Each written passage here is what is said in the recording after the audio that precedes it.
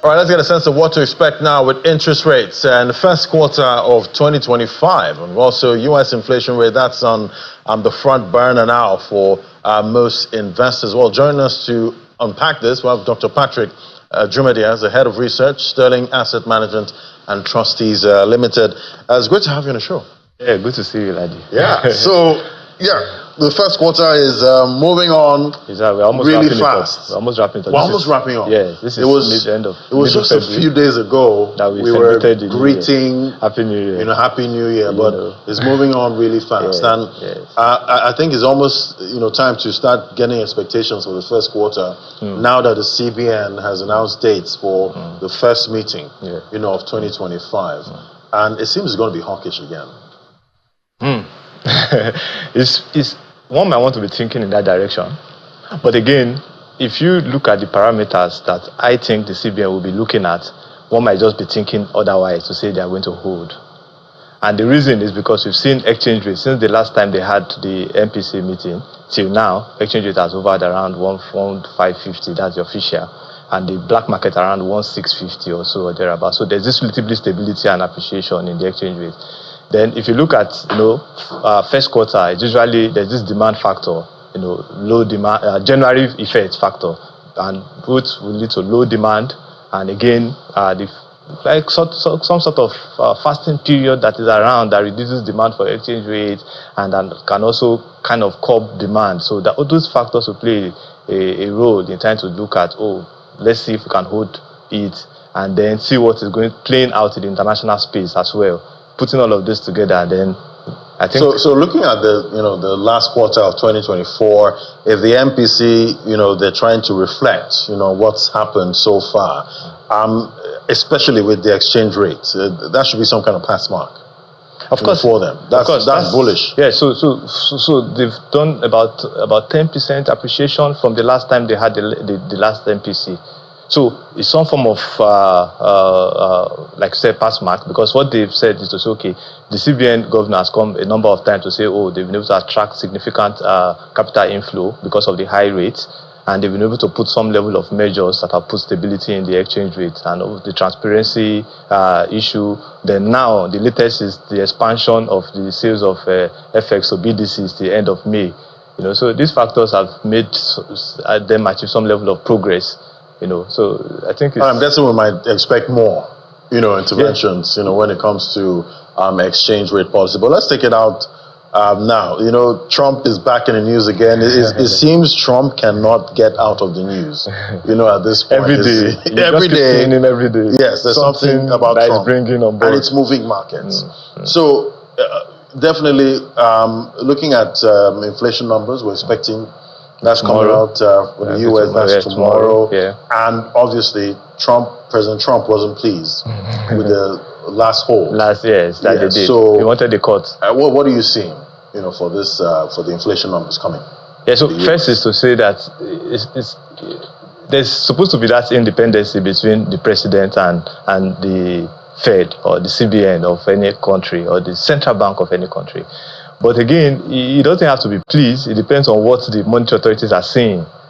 I'm sure that despite the fact that he's not pleased, he doesn't want to see higher numbers of inflation as well.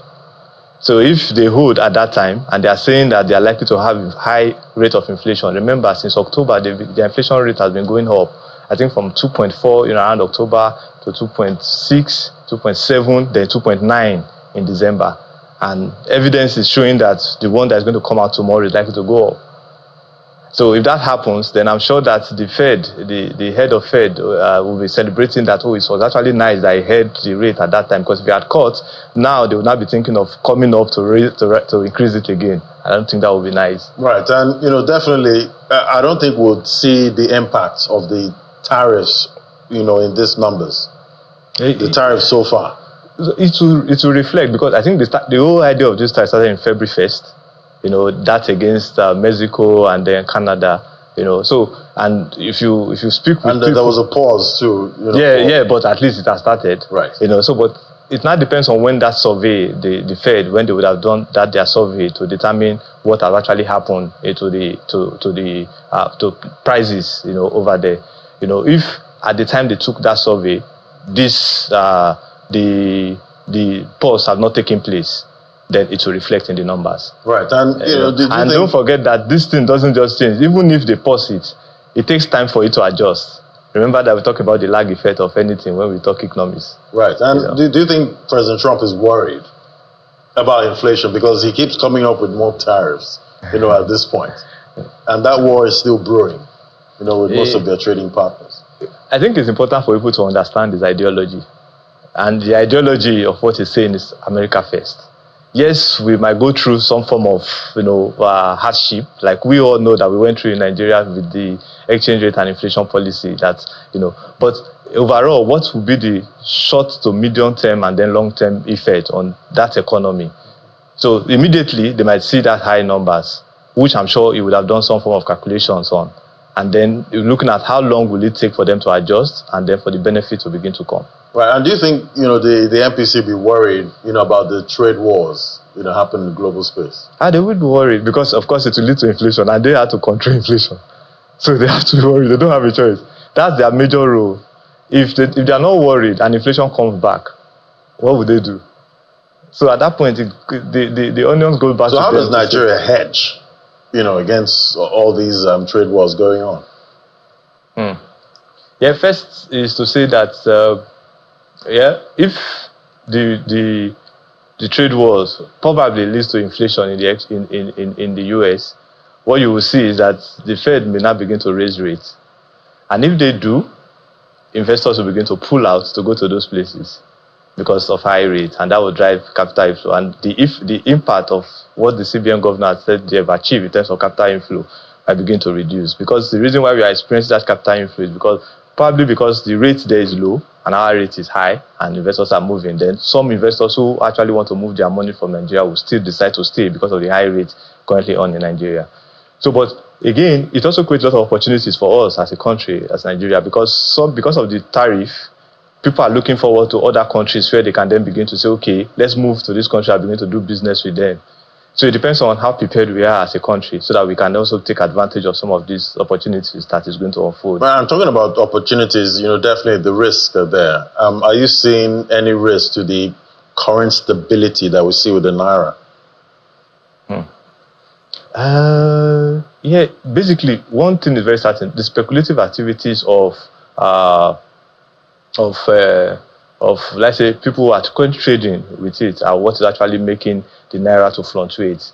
And because of the effort of the CBN now, that the idea of trying to create that transparency in the FX market, and the idea of extending the sales of FX to BDCs till May, I think that would naturally curb some form of speculation in that market.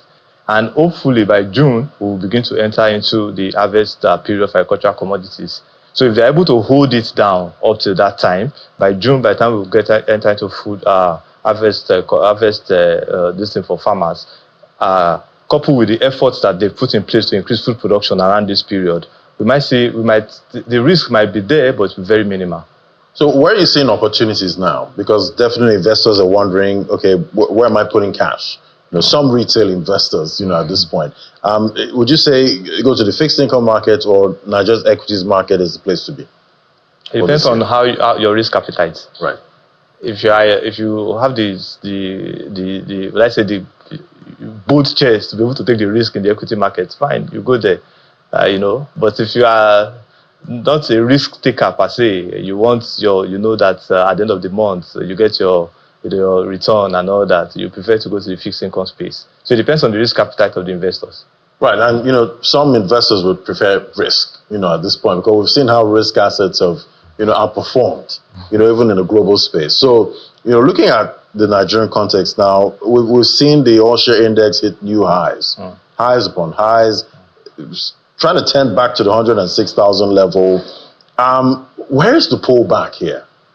Where is that major pullback that markets have rallied for a while normally get? So if I get your question, what will probably drag the market downwards? Exactly. Where is that pullback? The outlook for many people or for many analysts about the Nigerian economy and about this sector is that most of sectors are likely to do well in 2025. And that outlook is giving some form of positive vibes to investors to say, come, there's opportunities here, let's take these opportunities.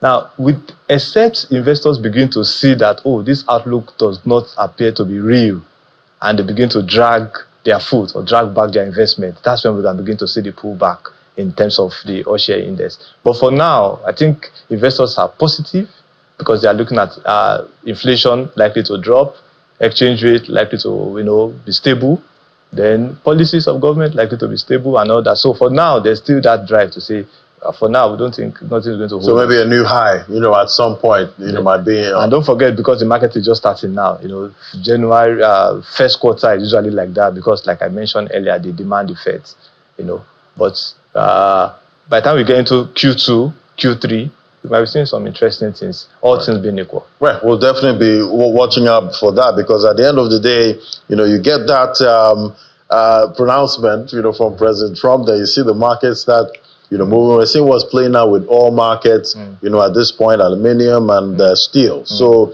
I guess it's, we'll just grab your popcorn, at this point. And watch everything play very out. Vigilant, in terms of making your decision, because as you're grabbing your popcorn, you're watching the play. You might miss the trade. Yes, exactly.